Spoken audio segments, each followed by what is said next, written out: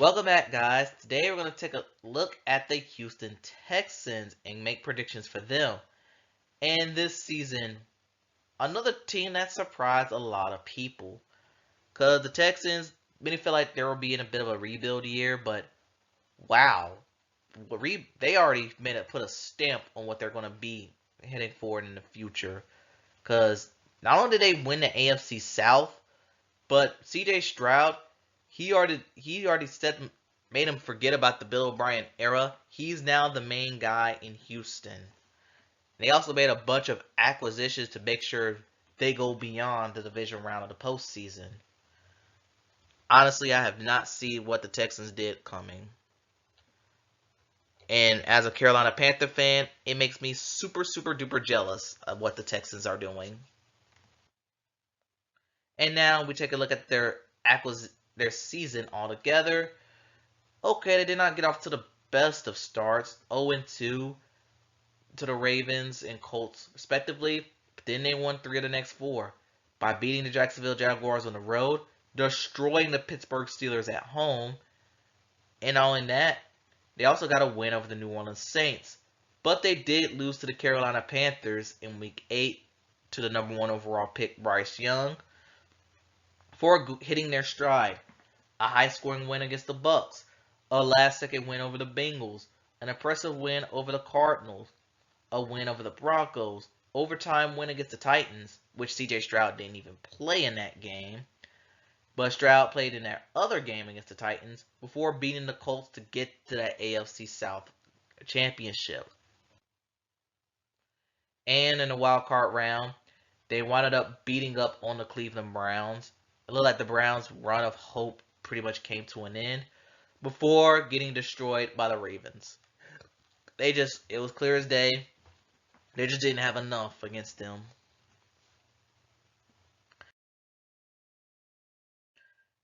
Now, let's talk about the highlights. And it starts off with CJ Stroud, the number 2 overall pick of last year, being the guy. What a rookie season he's had. And again, as a Panther fan, really makes me jealous that he's becoming what he is. And D'Amico Ryans, because the team bought into his identity.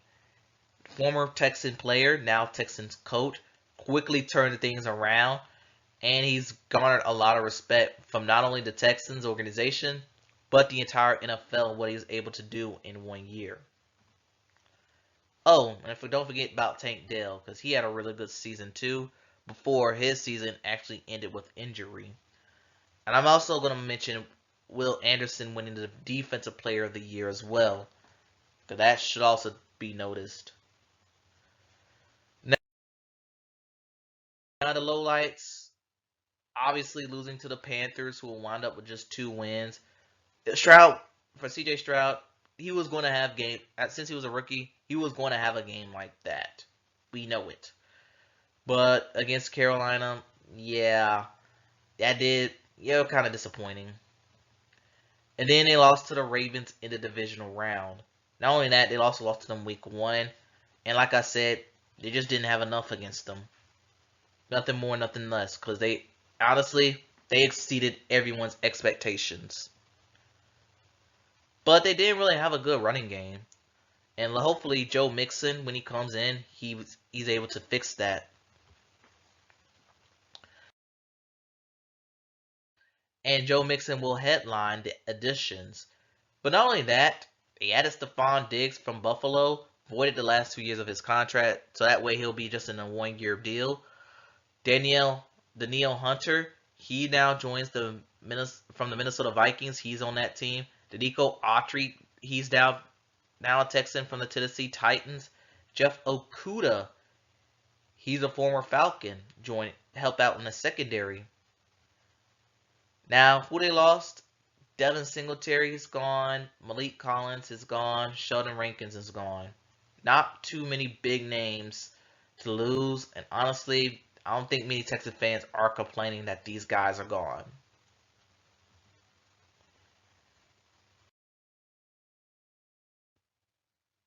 And in the draft, it didn't really do too much in the draft.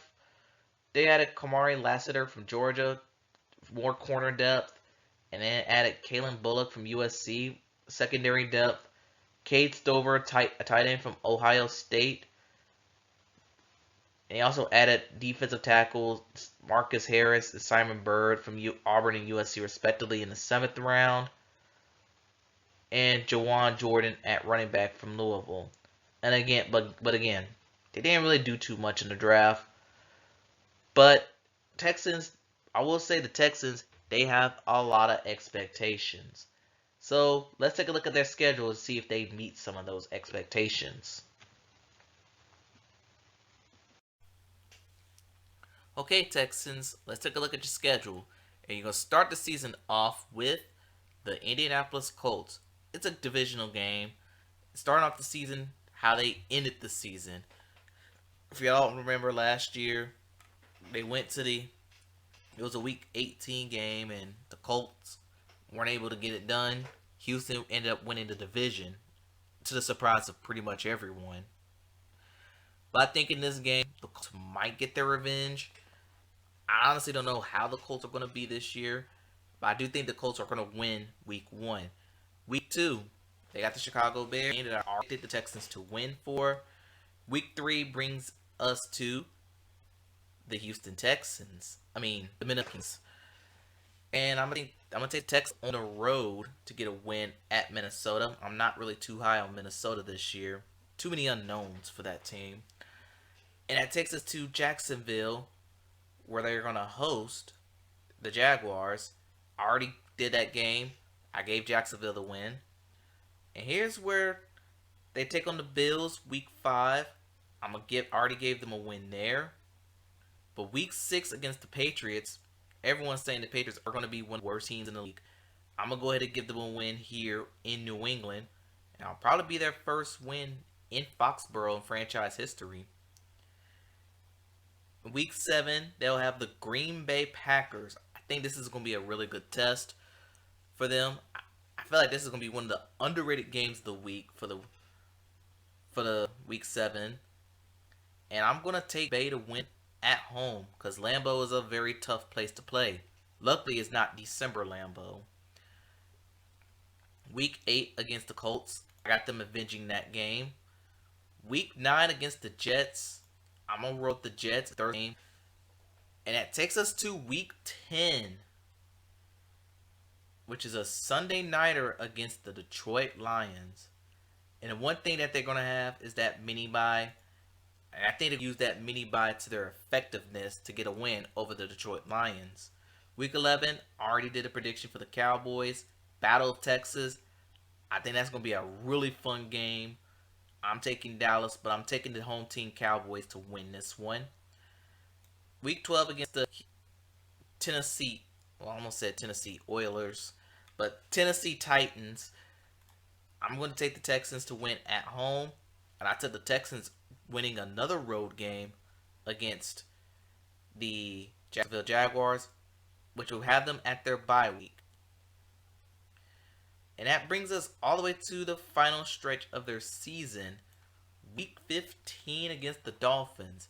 I've gone back and forth with this one. I think it could go in any direction. But I do think that I got to give the slight edge to the Houston Texans to win. Week 16, I got them losing to the Kansas City Chiefs on Saturday. They host the Baltimore Ravens on Netflix, which half of us will be pirating off of. I'm taking the Ravens to win on the road.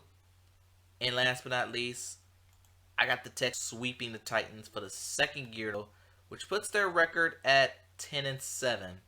Same record they had last year, which is just enough to pass the Jacksonville Jaguars in the playoff standings. And that's pretty much my thoughts on the Texans. Tell me what y'all think in the comments below. Thanks for watching. Gamble safely, and I'll see you next time.